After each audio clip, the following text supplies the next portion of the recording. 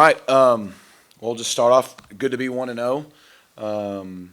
Definitely would like to have played a little better, but I'm going to give East Texas A&M a lot of credit. I told y'all Clint's doing it the right way, and I thought they played that way. Game ones are game ones. There's a combination of game one, combination of playing a lot of new guys, and a combination of just not playing well. And in the first half, particularly offensively, that's what it was. Second half was better. Hard to tell. We didn't have the ball as much offensively. It was weird. The long drive, we picked six, then another long, but about the only thing I can say in the second half, I think we had 0 penalties, so that was an improvement from what we were doing in the first half. Defensively, kept them out of the end zone with our starters, scored twice on defense. So played a lot of guys. You lost Jordan on the first play, lost Kilgore on his touchdown. A lot of guys got to get in and play, and that's a good thing because we're going to need them next week. And I told you guys on, I think it was Tuesday, we got a long way to go in a short time to get there, and that short time 6 days from now. So, we got to make a big jump from game one to game two. Jordan and Kilgore, what do you? Yeah, I don't know the extent in terms of like how long they're out, if they'll be available this week or not. The positive, both of them had X-rays. Jordan on the elbow, Kilgore on the foot or the ankle, and the X-rays were negative, so that's positive. Other than that, I don't have any more info right now, but I know that was best case scenario, so that's good. How frustrating, concerning is it when you lose 2 starters in the first game of the year? Yeah, look, football's a game of adversity. It comes in different sizes. Last year we were down 11 with 8 minutes to go in the fourth quarter on the road in game one. So we found a way to win, and I think we left that game and nobody thought we were going to be very good, and we played in the playoffs. So, it happened tonight. I hate it for Jordan because Jordan has been so good. I'm talking the way he's been practicing. We're sitting there going, man, we got Jordan and Romello and Kevin. Those guys are on the same page. And so I hate it for Jordan first, just because he's worked so hard to get himself in this position. And so now next man up. And next man happened to be a freshman. I thought Jalen Cooper did some good things, Carterius Brown. We got Isaiah Robertson and Link Rhodes in there late as well. So, those guys are going to have to be ready to roll depending on if Jordan is out and if so, for how long. The only thing I know is because it was negative, it shouldn't be season ending, I don't think, but I don't want to confirm that because I'm not a doctor. But hate it for him. Happy the other guys were able to step up and make some plays. Hate it for Kilgore. I mean, stinks to score a touchdown and get hurt, and that's kind of been the leader of our defense. So kind of lost the leader of our defense and another senior on the offensive side, and that's football. So just happened in week one, and we got to get ready. Next guy's up. Coach, what was something that surprised you this game? What was something that surprised me? This is 18 years for me, and I've learned to not be surprised by anything in the first game. I mean, I'm dead serious. I would have liked to have played better in a lot of areas, but I don't know if I've ever left a first game and not felt that way. So, we celebrated the win in the locker room, and we're 1-0, and the reality of it is no matter how we'd have played, we couldn't get more than one win tonight. We got one. Lost some guys. I was proud of how the guys that had to come in as freshmen played. I really was. I mean, they're freshmen. And but I don't know. I don't know if any one thing surprised me. But that's just game ones. What were your takeaways on the offensive line from what you could see without?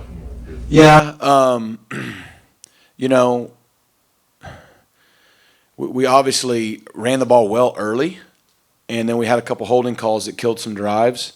And, some cases we don't need to hold. Some cases maybe we got bad luck.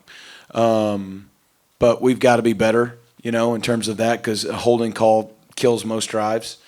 So we'll see. I mean, I need to look at the film. I mean, in real time, we want to run the football better than we did tonight. That's not all on the O-line. There's backs, tight ends, everybody involved, me. So we'll see. I mean, like I said, game one for them as a unit, it's weird when you get in a game. It's just totally different. So, I thought we settled in the second half. We only got like 3 drives, I think, in the second half offensively with Kevin in there. But we'll see. And, they say you make a big jump from game one to game two. We need to do that. Touched on Jalen Cooper's performance. Yeah. What did you think of him, and was that a performance that maybe can build some trust in playing him in bigger games? Yeah, he's going to play next week, so it's a big game. Well, we knew with Jordan and Romello coming back and going to get an experienced guy like Ymir, and then it was good to see RJ, play. We intended to play him a little. We always intended not to play him a lot, but it was good to see him make 2 or 3 catches and, get tackled and get up. But we always knew these young guys are going to have to play. I mean, they were always going to play in this game, even if Jordan didn't get hurt, and they were always going to have to play next week. So it was good to see Jay Coop get in there and, get a full game under his belt before next week, depending on, Jordan's availability. Coach, 3 plays in, 63-yard TD pass. Can you talk about how you drew that up, and was it executed to perfection? Is that how you? Yeah, I mean, we felt like that formation was going to get us a one-on-one, and felt good with the matchup. And like I said, Kevin and Romello have been good, so to execute that was great. The first 3 plays, other than Jordan getting hurt, went really well. And then, we just were very inconsistent after that. But I think you see what Romello and Kevin can do in one-on-one situations. Coach, before the season started, you talked about you wanted to see how this team handles adversity or maybe going down a touchdown.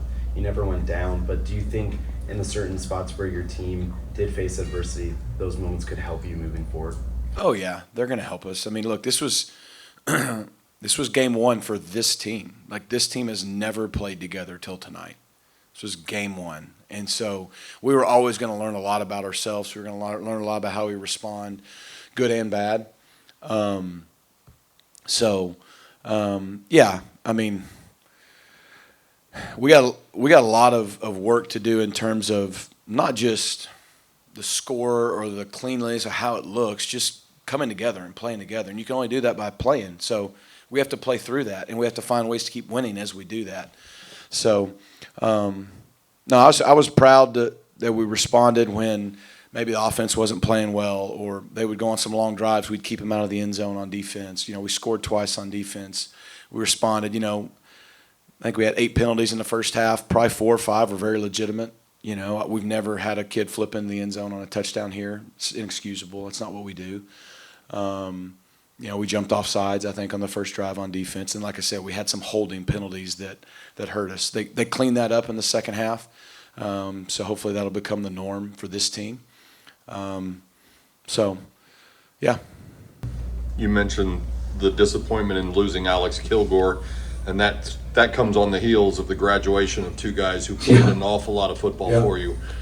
I know you haven't had a chance to watch it back yet, but did you get a sense, what did you think of Maizano and Booker and Barker and Medlock filling those roles? Yeah, I mean, I thought they went in and played well, played hard. I mean, again, our one defense gave up 3 points. So, that's good no matter what.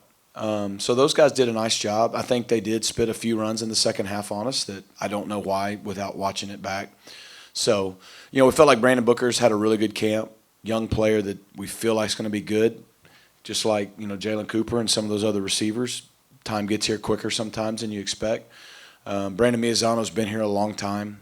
Mentally, he knows what to do. It was good to see him make some open field tackles. I thought having Barker here, we're going to need his leadership. So, we'll see, but it's good those guys got a lot of work tonight in case Kilgore's not available next week. Are you finding it more common that you're seeing some of this week 1, or has week 1 always kind of been like a mixed bag of all sorts of things for teams? Like, I don't know if you got time to watch much today. Oh, I did. I mean, offensive football always takes longer than defensive football. I mean, you watched the Texas-Ohio State game today, and it was like 7-0 for 3 quarters. And that one touchdown was like clawing to get the touchdown. I'm like, it was almost impossible to get it. So I don't know some of the other games.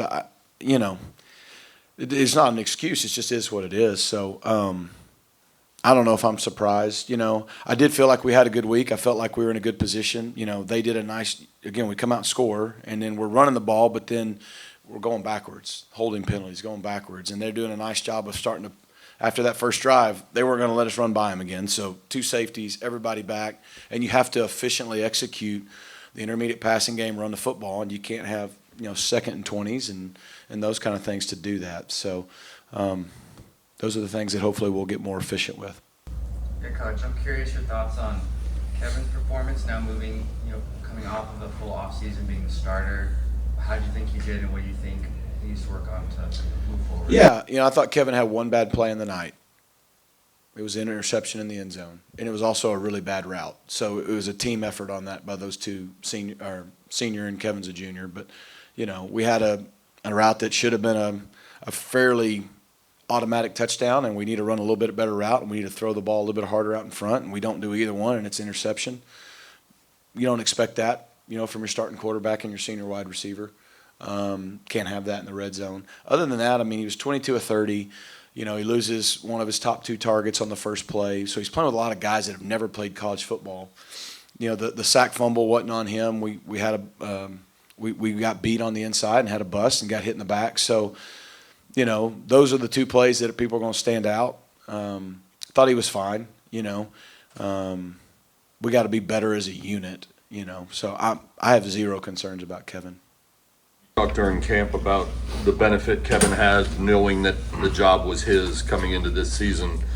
I'm wondering just what he was like in the days, the week leading up to the game, and what interaction you had with him to get him ready, just nerves-wise or anything like that, after having played 9-10 games. Yeah, I don't think Kevin had any nerves at all. More than a lot of people get anxious for a game, but if you're prepared, you're never nervous. So I thought our guys were excited to play. They were ready to play. Sometimes, that can work against you a little bit, but we started pretty fast.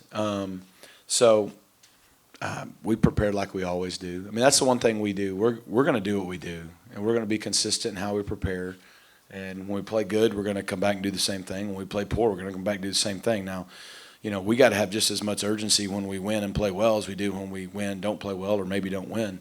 So, but we prepared the same way. I didn't tell Kevin anything special. He's been here now for 3 years, so thought he was ready to go, and he'll be ready to go every week. Before we move on, I just want to acknowledge, I think we had a record student attendance. That's awesome. Our students have been fantastic over the last 3 years. I think 2 years ago we set the season record. Last year we broke that record, and today we set a single game record. So just cannot thank our fans enough. It was a great crowd with all the rain early in the day. I'm sure that didn't make the Boulevard any more fun than it normally is. Fans were great. We're going to need that home field advantage next Saturday at 11 a.m., and we're going to need that students. I think whatever the record was, let's break it next week again, and we're going to need that crowd there. Our guys will be ready to play, and we need to get a win in Reverse Boulevard and have a good Saturday. So appreciate it.